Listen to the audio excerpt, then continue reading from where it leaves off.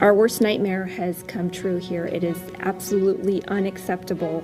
A former Tacoma man, now an international criminal. He's my firstborn. He's my son.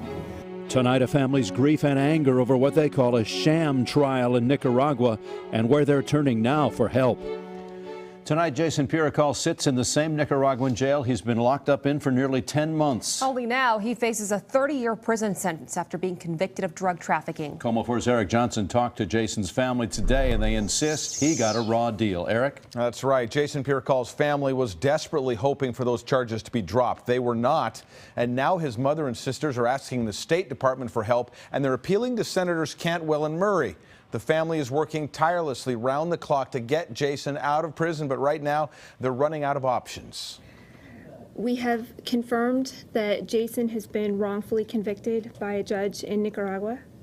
Two sisters outraged and stunned, a mother almost broken. He's my firstborn. He's my son. Of course, I'm heartbroken. Her son, Jason Puracal, was found guilty yesterday in Nicaragua of drug trafficking and money laundering. Sentencing will be next week. He's looking at close to 30 years in a Nicaraguan prison. It's hard to put into words. It's very tough. Jason was interviewed by Cairo Radio earlier this month. They're accusing me of international drug trafficking without any drugs. They're accusing me of money laundering without any money. He says the whole thing is a sham. He's not the only one. There was absolutely no evidence presented against Jason that would substantiate any of these claims.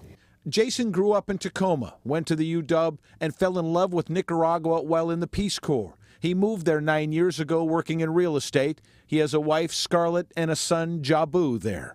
Last November, Nicaraguan police raided his home. He was arrested and imprisoned with 10 other men. Our worst nightmare has come true here. It is absolutely unacceptable what has happened to Jason, but we are all ready to keep fighting. Prosecutors say testing produced cocaine residue on his clothes and that he took a trip to Costa Rica to deal in drugs. His lawyers and family say no results of the tests were brought out in the trial and that the trip to Costa Rica was to pick up his mother, who had a conference there. He has lost 40 pounds over nearly 10 months in what his sister calls a crowded, dirty, third-world prison.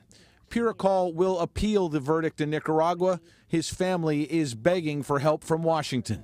I am appealing to the President of the United States, President Obama, to step in and investigate this matter. I go about my usual business, but my heart is like a piece of rock.